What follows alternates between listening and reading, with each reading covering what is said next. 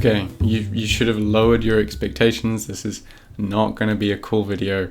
This is a very uninteresting video that's going to point you towards a cool video, so just bear with me for a second. All good. Lightning Surge 3 of a kind turn. I played pretty poorly into the Icelander. It's ridiculous. Everyone watching the game was like,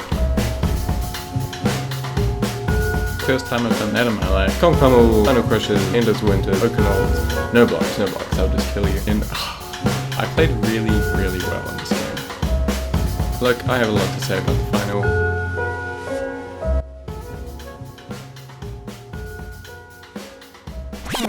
Unfortunately, the top 8 stream has been thrown into the void by Twitch. It's gone. It's not there anymore. However, the exciting news is that we did manage to find a version of the final against Sam Sutherland on Dash. I was talking to Sam about it actually, and we decided to go over that match together.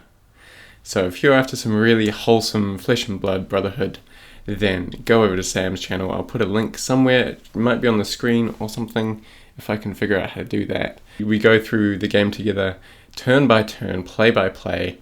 We have a bit of back and forth. It's pretty beautiful, so please go over and check that out on Sam's channel.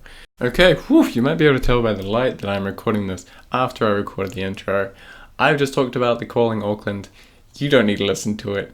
Just go to Sam's video, look at the video that me and Sam put together. It's much more high quality than any of my half-baked thoughts from a tournament that was a month ago.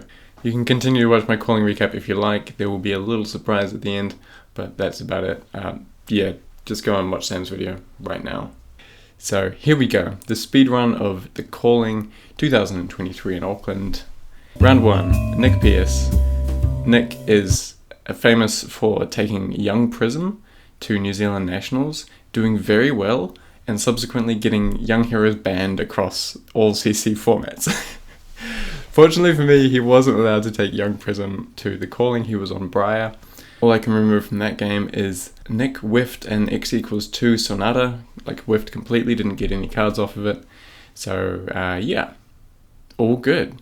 Round 2 was against Dave Lin. Dave made it to the semi-finals, so I had no idea what I was getting in for. Dave beat me in this game. He started turn 1 with a spark into a pounder, so it just put a lot of damage on the board really early on. So I was, just a bit behind on damage for the whole game. Yeah, Dave plays really well and ends up killing me with probably the second to last boost attack in his deck. So shout out to Dave, and glad we got a rematch in the semi-finals. And like, obviously I'm saying that because I beat him in the rematch. Round 3 was against Ameila Hulin-Bobart from Melbourne, I think Ameila was from. She was playing Icelander and I played terribly. I remember one particularly greedy turn when I had a 3 of a kind, but I wanted to lead out a lake first, just to clear the way for any shenanigans that can happen.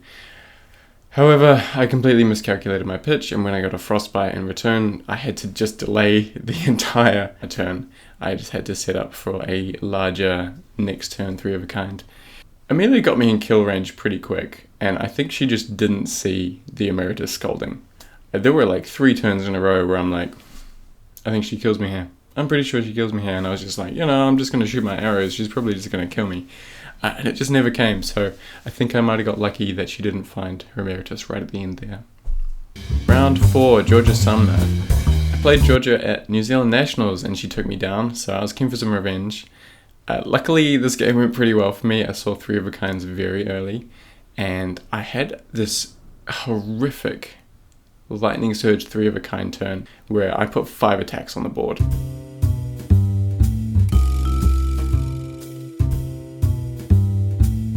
And just, dealt 25 damage, and it was just so over from there.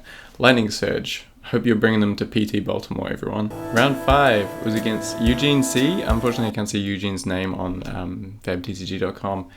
Eugene was from Hong Kong, I think, and playing Oldham. So yeah, I haven't played against Oldham in a while. I've heard it's scary, I've heard it's terrifying for Lexi. I just play out my cards. I play pretty well. I resolve 2 Insidious Chills, and that's good enough to get there. I don't think I've played against a lot of Shock Charmers Lexi before. There was definitely at least one turn where he got. You've all had it happen, where you don't anticipate that there's going to be one extra Ice Fiend trigger. It hits, you look at your hand and you say, okay, pass back to you. Like that's it. You just lose a whole turn cycle because you didn't realize quite what could happen if the shocks came out. Round number 6 was against Alan Kernohan. Alan is an old dog of flesh and blood. He was playing Bravo. I turned up with Lexi, who's just like not that old a hero. And he was very bamboozled by her tricks. It was a tough match. I don't think Alan realized just quite how close it was. He got one conk pummel in, which obviously hurts, but his follow-up turn was an absolute dud. It was basically blues into a hammer. So I was lucky enough to be able to come back from that. I resolved one copy of Insidious Chill, and that was enough to close out the game. It was tied though. 1, 2, 3, 4, 5, 6, 7. Is that 7? Round 7, Lucas Ward. Old buddy. Lucas is a local, and I don't know if I've ever beaten Lucas before. Mostly because he's been playing Prism, and Lexi doesn't like Prism. This time Lucas was playing Icelander. Again, I played pretty poorly into the Icelander. This was the game where I had a double arsenal and I got by a cold snap, so I just dropped a turn cycle right there. However, Lucas had an absolute brain fart, which he has not stopped repeating to me ever since. Basically, he had lethal and he didn't figure out that he actually had lethal. So a bit of a gift there from Lucas, but I'm glad I made good use of it.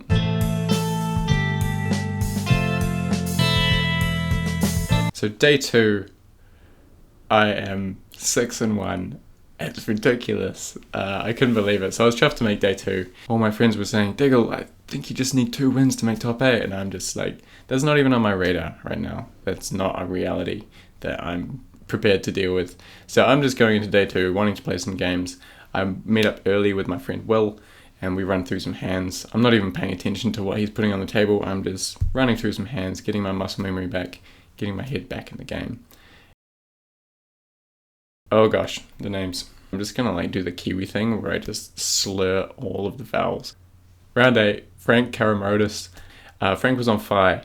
So going into day 2, there were a lot of ultims, and I was chuffed to see a Phi across the table. Phi's a really good matchup for Lexi. And I didn't drop tempo, full stop, the whole game. It was pretty brutal. Yeah, sorry Frank. Game 9, Thomas Bailey Galbraith. Thomas has just been winning armories leading up to the calling, back to back to back on his ultim. I haven't played him. I think this is my first game against him because I'm not on the top tables at the armories. At this stage, I'm just kind of in this like weird fantasy dreamland. You know when you realize you're in a dream and you can like start controlling things? Yeah, that was me. Unfortunately for Thomas, we got random deck checked and he only presented 59. I don't think there was anything intentional going on there, you know. He's just a lad from down the road. He's not doing anything too malicious. But this meant he had IP2. It felt like it didn't really matter though, because turn 1 he just spinal crushed me after I'd voltated an arrow. So yeah, maybe a little bit greedy on my behalf, trying to take advantage of the IP2. But yeah, it kind of really reset that advantage. This was a hard and long game. It gets pretty late in the game. I'm on 8 life. Thomas is on... I can't remember, to be honest. Maybe it didn't even matter. I'll tell you what happened. It was pretty late in the game. I'd resolved my remembrance. I had a 3 of a kind in arsenal. My turn wasn't much to do of nothing. So I shot some arrows and arsenaled the Ram Razor. And I said, Thomas, hit me. What have you got? And Thomas came in with 8. And I put the tunic under the bus because in my hand I had drawn the other 2 copies of Ram Razor. I had not pitch decked this.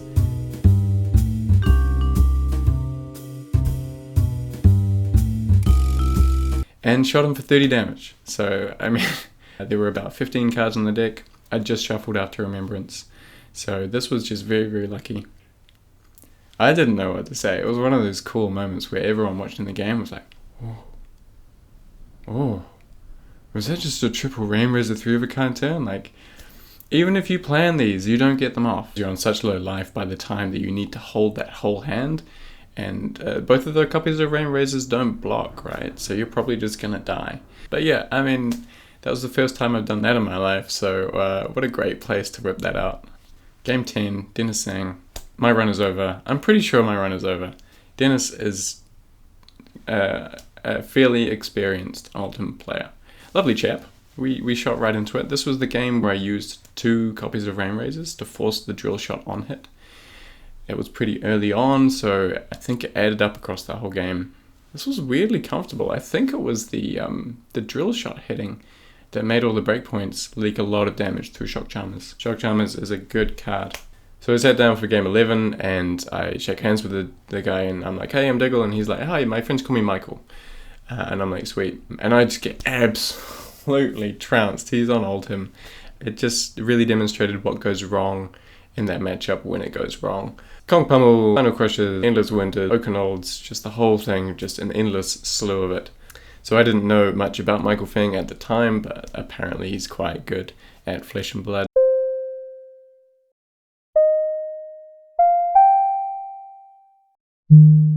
So didn't feel too bad losing that one, and kind of feeling a bit validated about my fear of the Oldhim matchup. I think I lost and he was on 25 life, and that's after taking one of those turns where you just know you have lethal, so he's just like, oh, no blocks, I'll just kill you. So it was really rough. I was trying to set up a huge second cycle, but there was not time to get there. So yeah, a humbling experience.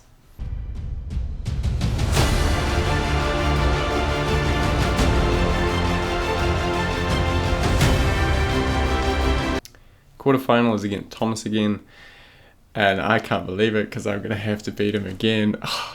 I played really well in this game. I'm normally pretty critical of how I play, but I think I played pretty tight against Thomas in the quarterfinal.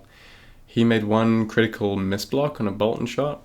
He thought it was only coming in for 4, but of course they all come in for 5. So yeah, I managed to leak some damage. He had to drop a card that he wasn't expecting, and I kind of didn't let up tempo from there.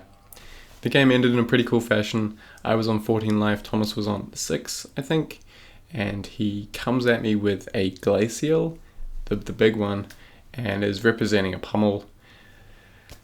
So I just give him the shoes. He has the red pummel, so I go into 2. Thank goodness I gave him the shoes. And even with the discard, I still have enough heat on the board to slip through. Another game where I really noticed the effect of the drill shot having landed and taking the ramp out of the ram's head out of the game. Semi-final rematch against Dave Lynn. This one goes a little bit differently. I go first. I don't think that was the right decision, and we'll talk about that in Sam's video. This one goes a lot better for me. I hold tempo a lot more. I do block a little too aggressively on one turn. I remember there was a pistol coming at me and I put a card in front of it because I think I'm going to draw a 3rd arrow off 3 of a kind, and then I don't. So yeah, a little bit of a lesson there about being greedy on your 3 of a kind turns. I sacrificed about 5 damage output by blocking the 2 damage from the pistol. Obviously not a good trade. Overall, a pretty decent game from my end. And then the final.